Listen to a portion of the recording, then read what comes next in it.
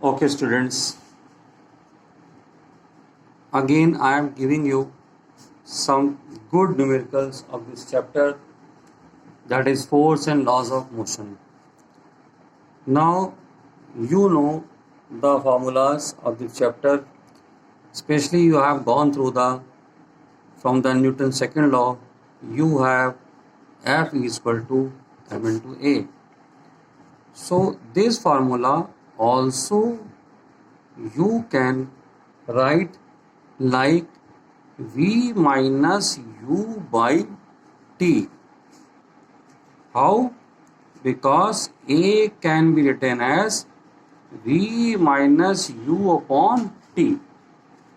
Acceleration को replace कर सकते हैं इस तरह से, and you just write it as M U minus M U upon T. अब इसको हम शिफ्ट कर दें इस तरफ, यहाँ पर एफ इंटू टी, यू हो जाएगा M U minus M V minus M U. इसका एक सिग्निफिकेंस है, इसका एक मतलब है. यहाँ पर ये जो फोर्स और जो टाइम लिखा है, इसका जो प्रोडक्ट है, इसके लिए एक और टर्म यूज करते हैं जिसको बोलते हैं इम्पल्स. क्या कहते हैं? When a force is applied for very short duration on any object is known as impulse. इसको इम्पल्स बोलते हैं. तो देयरफॉर इम्पल्स क्या हो गया हमारे लिए? F into time T. अब ये एफ इंटू टाइम टी यहाँ से अगर हम देखें तो इसको हम लोग एम वी माइनस एम भी लिख सकते हैं. ठीक है. तो यहाँ से अब जब मैंने इम्पल्स को एफ इंटू टी कह दिया तो इसके लिए यूनिट भी हम लोग पहले लिख लेते हैं. So unit of impulse is, अब फोर्स की यूनिट आप क्या जानते हैं? न्यूटन. और टाइम क्या लिखते हैं? सेकेंड. तो इसकी न्यूटन हो जाएगी न्यूटन सेकेंड. क्या हो जाएगी? Newton second. ये होगा इम्पल्स की यूनिट. अब इम्पल्स को जैसे मैंने एफ इंटू टी लिखा है और F into T is equal to this much, तो हम यहाँ पर दोबारा इसको ऐसे भी लिख सकते हैं, impulse is equal to F into T equal to M V minus M U. या एम वी क्या है हमारा? Final momentum.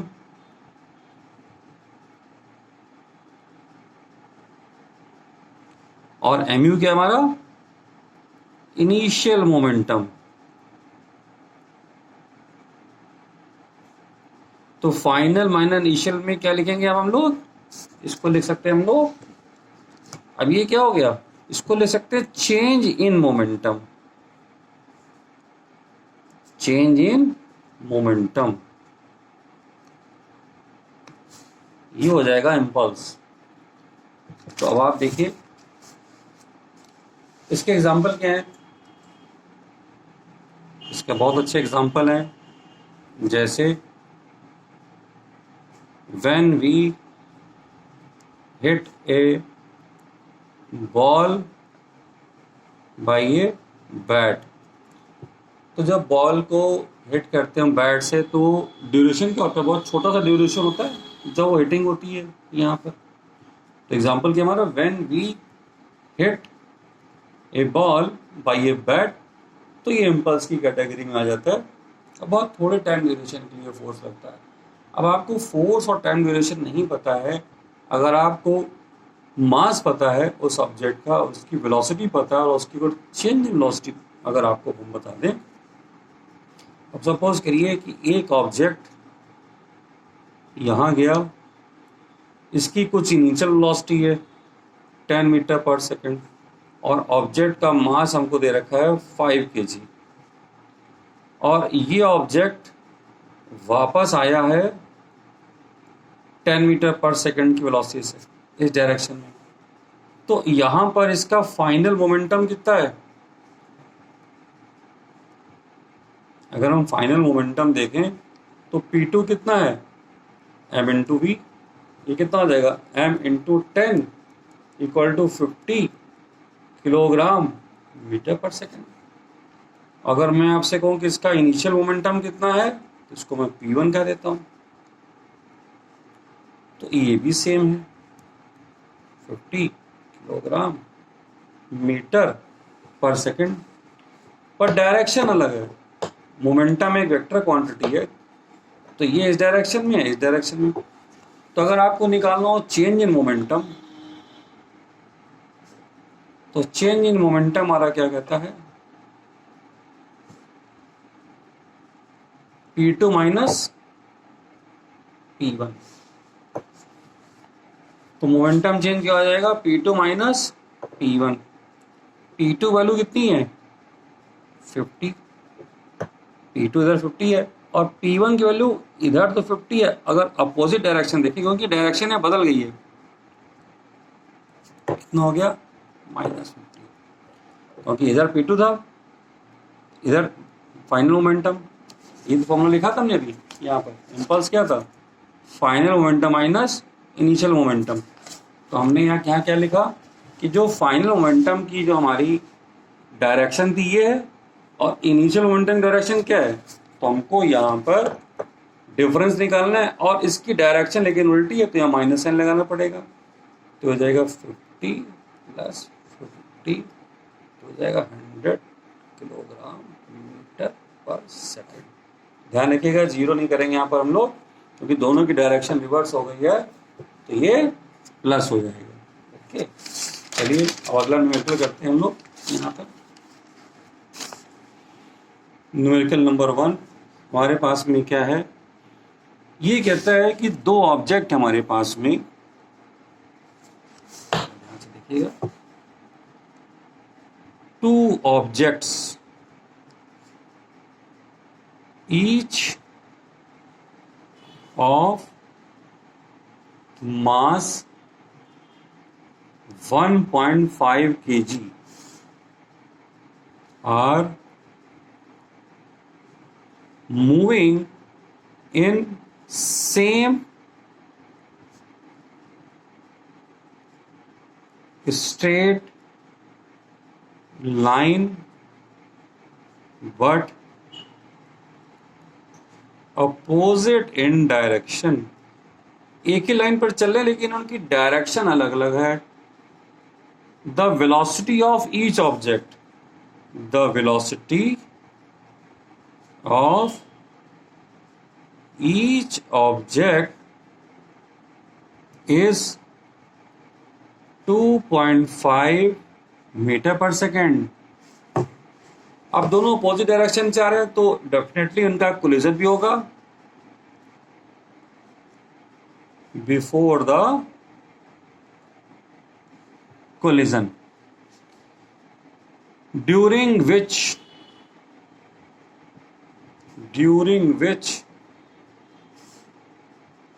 They stick together. What will be the velocity? तो क्वेश्चन कह रहा है what will be the velocity of the combined system। अभी जो कंबाइंड हो गया है, कह रहा है इसकी वेलोसिटी बताइए कितनी होगी। तो आइए डायग्राम देख लें क्या है। ये एक स्ट्रेट लाइन पर दो ऑब्जेक्ट मूव कर रहे हैं, एक इधर से आ रहा है और एक इधर से आ रहा है। दोनों की वेलोसिटी, दोनों के मास भी सेम दे रखे हैं, दोनों की वेलोसिटी भी सेम दे रखी है, इसकी भी वेलोसिटी सेम दे रखी है। और ये दोनों के बाद में जब यहाँ पर आ रहे हैं, तो यहाँ पर आकर जब टक्कर, ये दोनों एक दूसरे के साथ में स्टिक कर गए, जुड़ गए, कंबाइंड कर गए कोलिजन पर। तो यहाँ पर हम कह सकते हैं कि m1, इसको मैं अगर m1 कह दूँ और इसको m2 कह दूँ तो दोनों इक्वल है। m1 इक्वल टू m2, दोनों को मास हमको दे रखा है 1.5 kg। ठीक है, अब अगर मैं इसकी इनिशियल वेलोसिटी ले लूँ u1 और इधर मैं क्या इस डायरेक्शन को ले लूँ पॉजिटिव डायरेक्शन, लेफ्ट राइट की डायरेक्शन को अगर मैं पॉजिटिव डायरेक्शन ले लूँ तो u1 can be written as 2.5 metre per second and u2 will be, अब u2 इसके अपोजिट जा रहा है तो इसको माइनस करना पड़ेगा, 2.5 मीटर पर सेकेंड इसकी अपोजिट डायरेक्शन हो गई यहाँ पर। अब ये कोलिजन के बाद में दोनों एक जैसे हो गए तो सिस्टम का on colliding both get sticked, दोनों जुड़ गए तो कंबाइंड मास क्या हो जाएगा सिस्टम का, कंबाइंड मास यहाँ पे हो जाएगा m1 प्लस m2 हो जाएगा इस सिस्टम का। और इसकी जो let combined velocity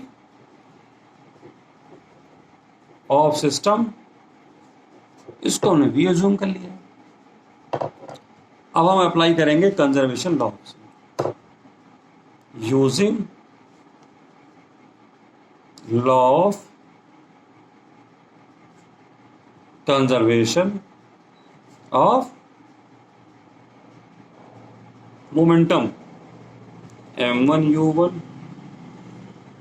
m2 u2।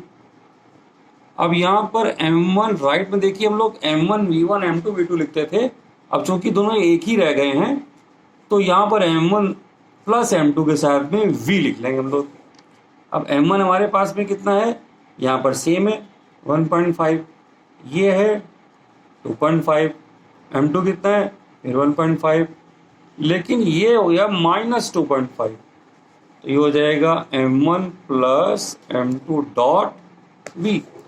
अब ये दोनों देखिए जो नंबर्स हैं हमारे, ये दोनों नंबर सेम है तो ये नंबर्स हमको क्या दे देंगे यहाँ से, ये जो वैल्यू आ रही है ये दोनों एक दूसरे को कैंसिल आउट कर देंगे। ये आप 1.5 कॉमन निकाल लीजिए,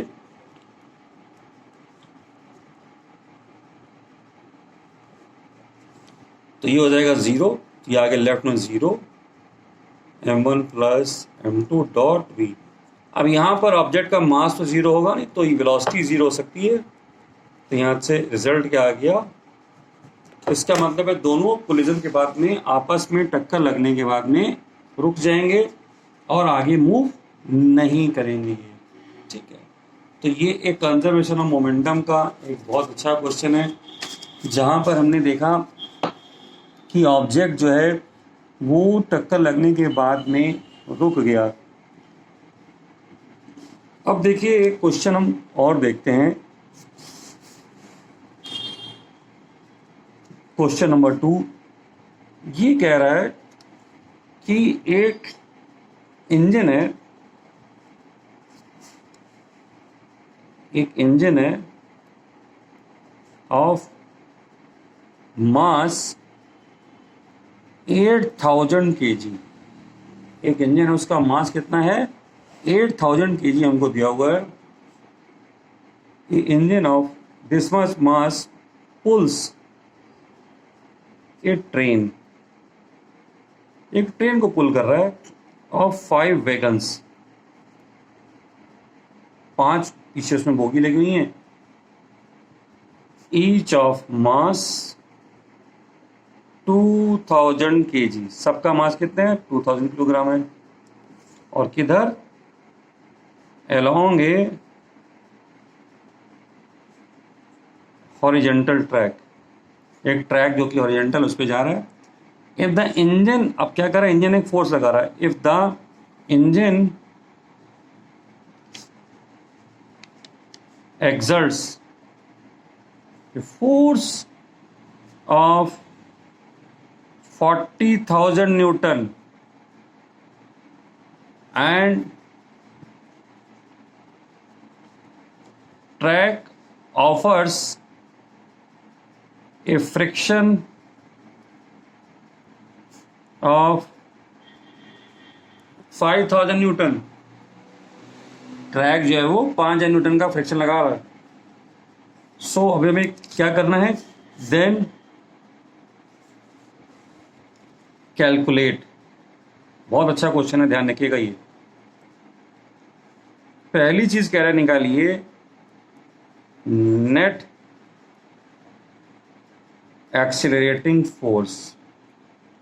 नेट एक्सीलरेटिंग फोर्स आपको यहां पर निकालना है। दूसरा क्या निकालना है, एक्सीलरेशन ऑफ द ट्रेन। आपको एक्सीलरेशन निकालना है ट्रेन का।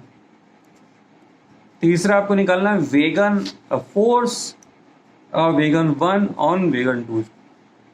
तो अभी हम यहाँ पे निकालने वाले हैं कि कितना क्या कहते हैं जो है यहाँ पर। पहले तो हम एक चीज़ निकाल लें कि नेट फोर्स कितना लग रहा है, फिर हम देख लें कि एक्सीलरेशन कितना लग रहा है यहाँ पर। ठीक है, तो यहाँ देखिए है क्या कि 5 यहाँ पर इस तरह से बोगियां लगी हुई हैं।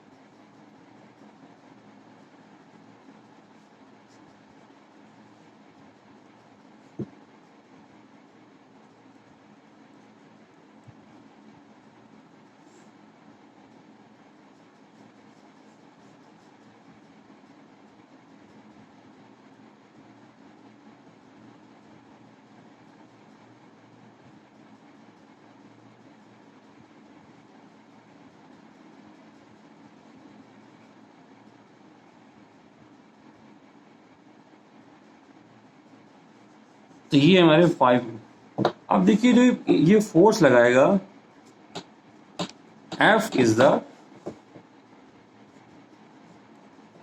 तो यहां पर आपको याद होगा जब उन्होंने बैलेंस और अनबैलेंस फोर्स पढ़ा था तो वहां क्या देखा था कि एक फोर्स इधर लग रहा था और एक फोर्स इधर लग रहा है, इस तरह से। ये पूरा एक कंबाइंड वन सिस्टम की तरह इसको हम कंसीडर करेंगे यहां पर। तो नेट फोर्स हमको देखना है। नेट फोर्स क्या होता है, नेट फोर्स यहां पर अगर हम देखना चाहते हैं, force of the engine minus force the friction.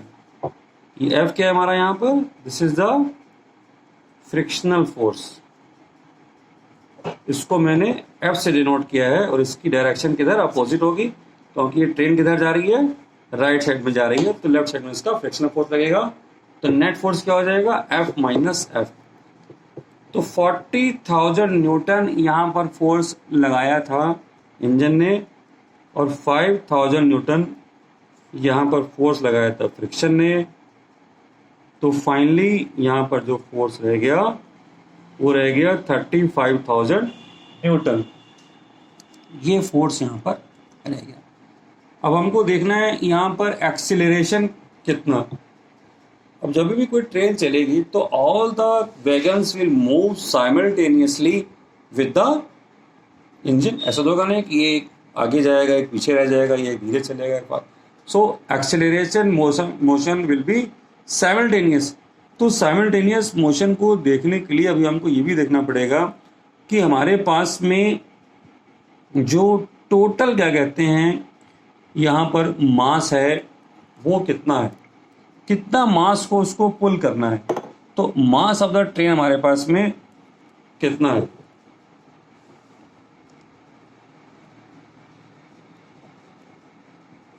Mass of the train हमारे पास में जो है कितनी बोगी थी हमारे पास में, 5 बोगी थी। तो हो जाएगा 5 इंटू 2000, तो ये हो जाएगा 10,000 kg यहाँ पर इसके ऊपर लग रहा है मास।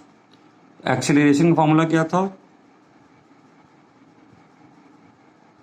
Acceleration is equal to force applied net force. इसको नेट लिखना पड़ेगा क्योंकि अब नेट फोर्स लग रहा है और मास जो कि वो पुल कर रहा है, जिस मास को वो पुल कर रहा है। तो यहां पर कितना फोर्स लगाया था, 35,000 न्यूटन फोर्स लगाया था। और हमने मास कितना कैलकुलेट किया ट्रेन का, इट इज 10,000 kg। ये कट गया, ये कट गया, और हमारे पास में आया 35/10, ये हो गया 3.5 मीटर पर सेकेंड स्क्वायर। तो एक्सेलरेशन हमको मिल गया 3.5 मीटर पर सेकेंड स्क्वायर। सीधा आंसर। एक अच्छा क्वेश्चन है जहां पर आपको टोटल मास इसका लेना है जिसको पुल कर रहा है। ध्यान रखिएगा, हमने यहाँ पर इसका मास लिया है जिसको ये पुल कर रहा है, ओके। और फ्रिक्शन जो यहाँ पर लग रहा था इसके ऊपर, उसको हमने माइनस कर दिया। सो और भी क्वेश्चन की प्रैक्टिस करिए आप लोग। क्लोजिंग है, ओके।